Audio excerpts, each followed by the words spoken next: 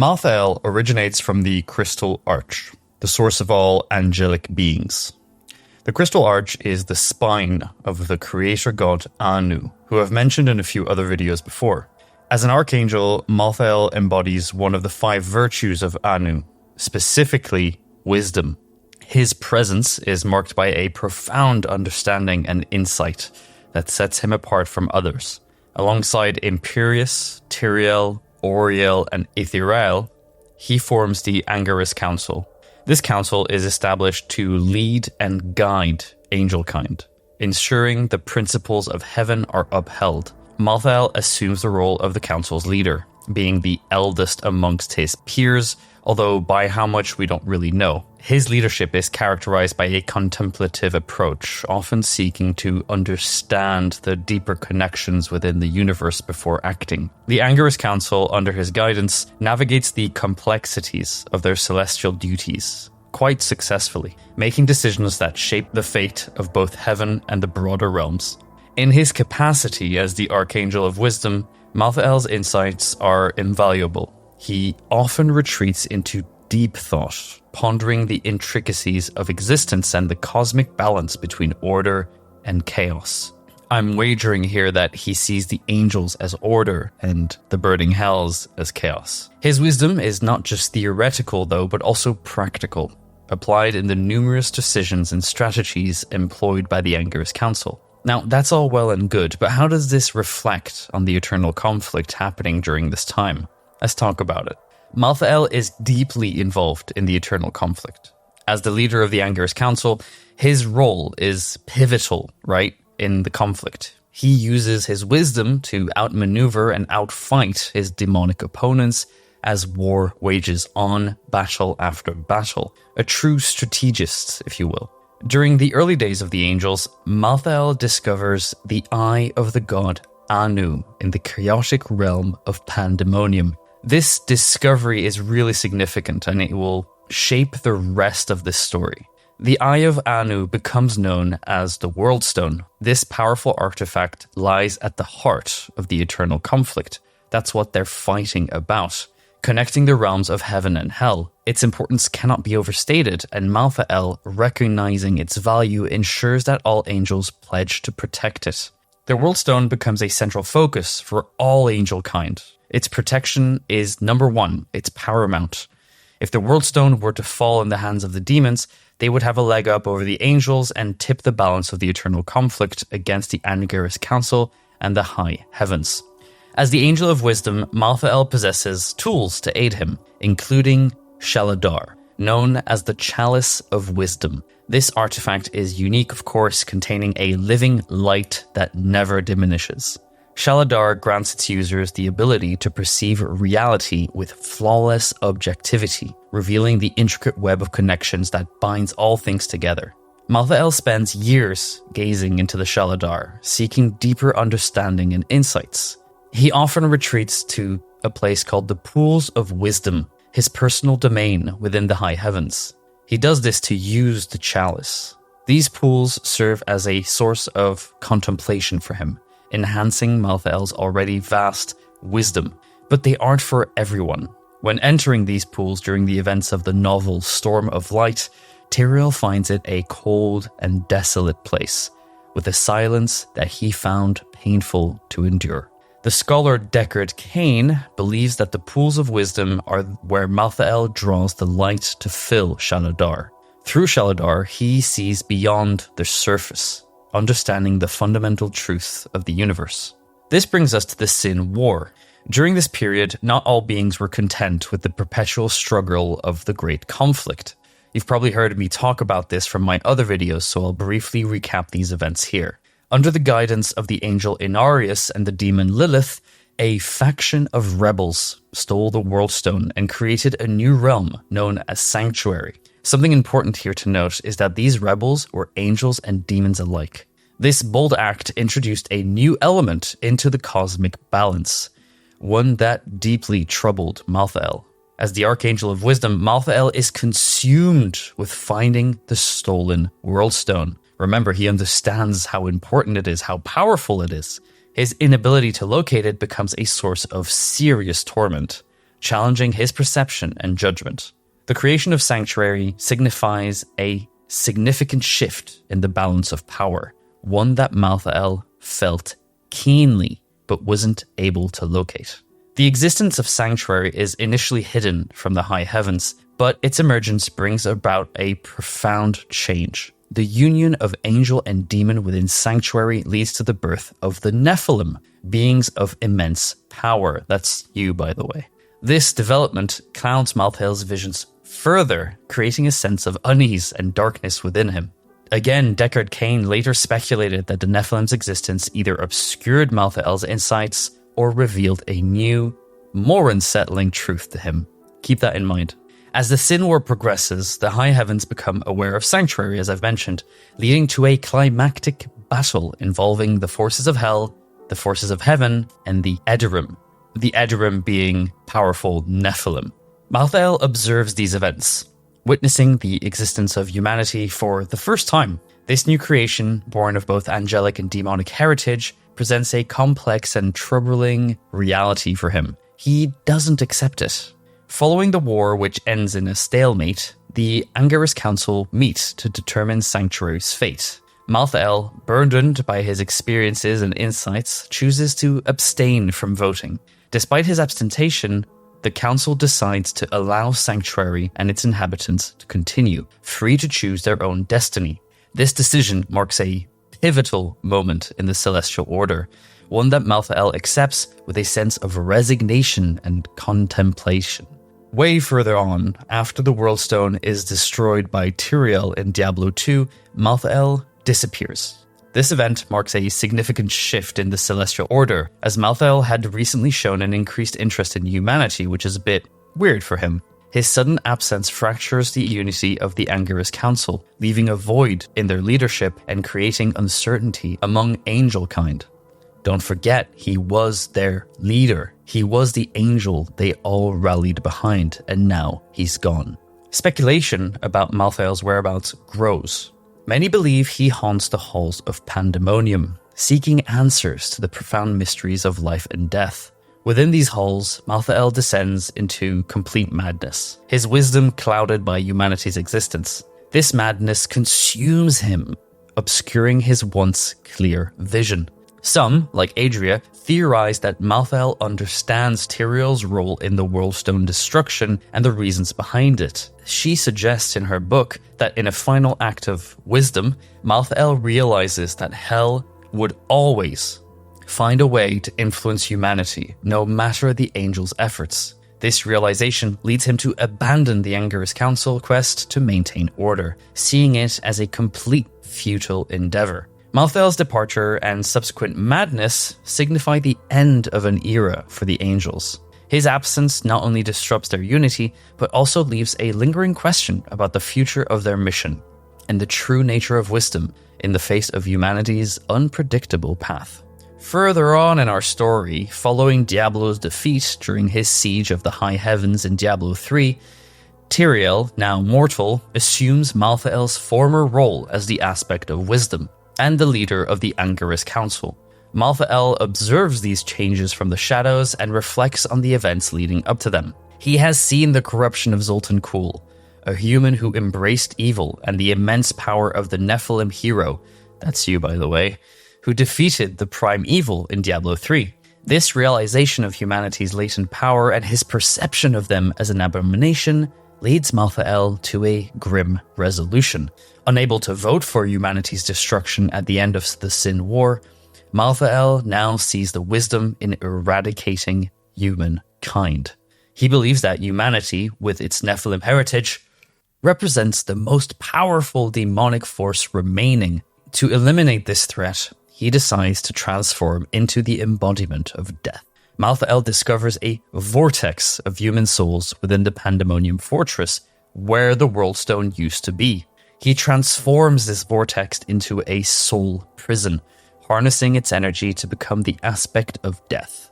With the Lords of Hell defeated in Diablo 3, Malthael reasons that eradicating humanity will leave heaven victorious in the Great Conflict. Remember, the Nephilim, humanity, they're half demons. Establishing the Pandemonium Fortress as his base, Malthael gathers followers who share his vision. Imperius' lieutenant, Malthael, joins him, along with Urzael. Okay, I can't say this word. These allies pledge themselves to Malthael's cause, aiding his efforts to conceal his plan from the rest of the heavenly host. Malthael also manipulates the Templar Order sect in Westmarch to create distractions in Sanctuary, ensuring that his broader strategy remains undetected. His transformation into the aspect of death marks a significant shift in the celestial conflict, as he prepares to carry out his vision of eradicating humanity and securing heaven's ultimate victory. Now let's talk about the events of the novel Storm of Light. In the chaotic aftermath of Diablo's assault on heaven in Diablo 3, Malthael adopts the alias The Guardian and remains informed about celestial events through his lieutenant that I've just mentioned, Malthael. He learns that the Black Soulstone, the powerful artifact that holds the power of the great evils of the Burning Hells, is influencing the Angarus Council, and not in a good way. The Council debates the fate of Sanctuary, and Malthael aims to allow the stone enough time to corrupt the Council members, hoping they will decide to destroy humanity by unleashing the heavenly host. And while I'm writing this, I'm just realizing that demons in stones, they just corrupt everything. Anyway, Tyrael's initiative to reform the Haradrim, aimed at retrieving the Black Soulstone, threatens Malthael's plans. Additionally, the Templar Order sect in Westmarch, which Malthael had influenced as a diversion, is dismantled by the Knights of Westmarch. Their members are either killed or imprisoned, further complicating Malthael's strategy. Faced with delays in the Council's corruption, Malthael adapts his tactics. Knowing that Tyrael has discovered the ancient stronghold of Corvus, Malthael sees an opportunity. Despite the stronghold's enchantments that block non-mortals, Malthael is confident he can overcome these barriers. At the Pools of Wisdom, he instructs Malthael to allow Tyrael and the Haradrim to take the Black Soulstone out of heaven. Once it is beyond the reach of the heavenly host, Malthael plans to seize it for himself and implement a revised plan to end humanity. So, just to recap, Corvus is a stronghold of great power that blocks non-mortals. And of course, Tyrael wants to put the Black Soulstone there to protect it from demons and the forces of heaven alike. If anything, Tyrael really believes in humankind. The plan proceeds as Malthael anticipates. The Haradrim successfully retrieve the Black Soulstone. Meanwhile, Malthael engages directly in Sanctuary. He takes control of a Templar and eliminates the others imprisoned with him. Utilizing his powers to snuff out the lights in the cells, he reaps the souls of the prisoners, gathering strength for the next phase of his plan. Malthael then advances into the catacombs that lead him towards Corvus and closer to the Black Soulstone. His actions are calculated and precise, setting the stage for his final move against humanity. Malthael reemerges shortly after Tyrael assumes his former role.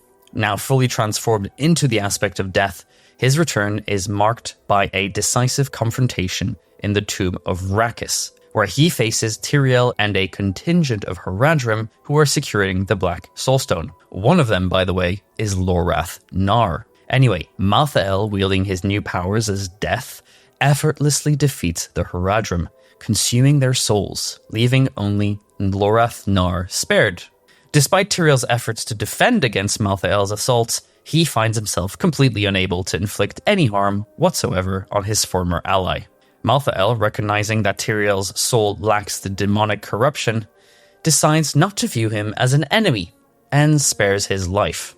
After dismissing Tyrael, Malthael turns his full attention to the Black Soulstone, and his aim is clear: to harness its immense power to end the eternal conflict by eradicating humanity completely, whom he now views as the ultimate embodiment of demonic threat.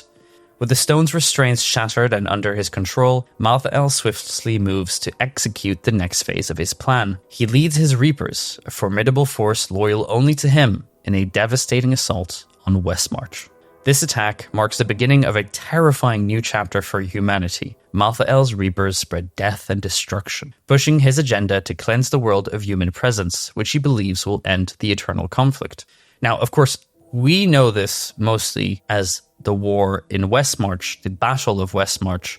Considering the amount of destruction that happens on Sanctuary, it's obvious to me that Malthael unleashed his Reapers across all of Sanctuary. By the time the Nephilim, that's you by the way, re-enters the fray, Malthael's operations to exterminate humanity are well underway. The city of Westmarch becomes a battleground, where Malthael's vision of a new order, one dominated by death and devoid of humanity's influence, is rapidly unfolding. Malthael's forceful acquisition of the Black Soulstone causes confusion and dismay amongst his former allies, the Angels. Tyrael and the Nephilim are particularly perplexed by his actions. As the Nephilim fights to protect the remnants of Westmarch, Tyrael analyzes a fragment of the Black Soulstone, revealing Malthael's dire plan. He is altering the stone to absorb all demonic essence in Sanctuary, effectively dooming humanity to annihilation. Their demonic heritage would be stripped from their souls, leading to their destruction. So, do you get this? By killing most of humanity, the demonic essence of their soul is being absorbed by the stone.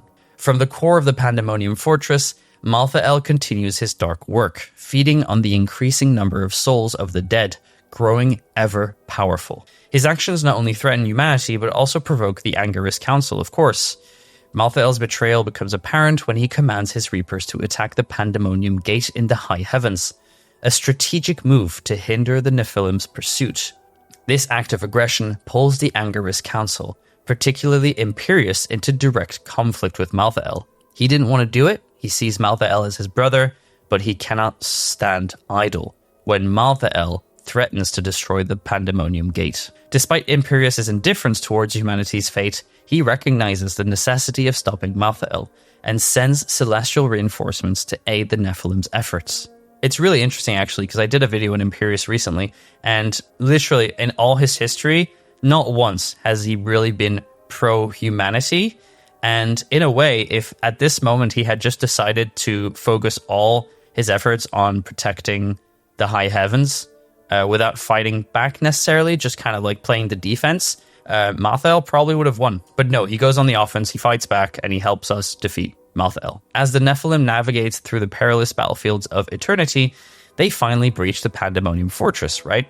And inside, Malthael taunts them, proclaiming that the eradication of humanity has already begun. The confrontation escalates quickly, of course. Malthael showcases his formidable abilities, wielding his weapons with lethal precision and unleashing waves of undeath. After being hit a few times, though, and in a desperate bid to conclude the battle, Malthael summons the Black Soulstone to the heart of the fortress and shatters it. This act releases Diablo's essence, but also the essences of all the other prime evils and demons and more, granting Malthael immense power, but it is not enough to secure victory. The Nephilim, you, manage to overcome Malthael. An explosion of energy ensues, demolishing this fortress's roof.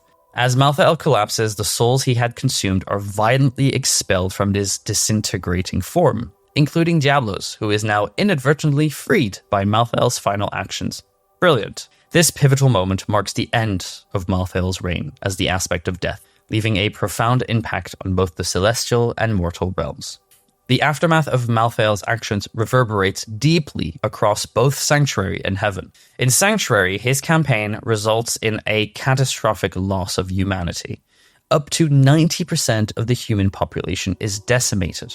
Although that depends on what video you're watching or piece of lore you're reading, because in more recent lore videos, Blizzard have said it's 50% of humanity who was eradicated. Entire cities lay in ruin, and the social fabric of the world is really torn apart. The ensuing chaos breeds religious schisms, widespread famine, and incessant warfare amongst the survivors. Even decades later, humanity struggles to recover from the profound impacts of his actions. Heaven too suffers immensely from the conflict. The Reapers, under Malthael's command, inflict severe damage before their leader's defeat.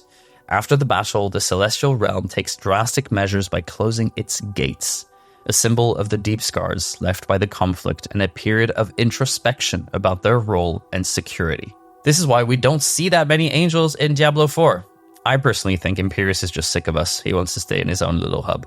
Further revelations come to light regarding Malthael's time as the aspect of death. And this information comes from the Book of Tyrael and also from various items throughout the games. Tyrael discovers the existence of the Soul Smasher, a weapon believed to have been created by Malthael to harvest human souls. Fun. This discovery leads to an unsettling question about how long Malthael's drastic shift in perspective went unnoticed by his closest allies. Rumors also surface about Malthael's interactions with mortals. One such story involves a mortal who beats Malthael in a game, winning a pair of deadly breaches that wreak havoc by draining life from anyone nearby. 50 years after his defeat, the shadow of Malthael's actions still loom large over Sanctuary. His legacy is a blend of awe and horror, a page on the destructive potential of absolute power and the blurred lines between good and evil in the pursuit of what one perceives as justice. And there you have it, the lore and story of Malthael. Now, will he ever come back? Probably not, and that's okay. Although, it's a lot like the MCU in a way. Nobody ever really dies forever in Diablo, do they? I'd love to see some items in Diablo 4, with lore text about him though. Maybe an artifact from the Pools of Wisdom? That'd be neat. Anyway, thank you so much for watching, and I'll see you in the next one.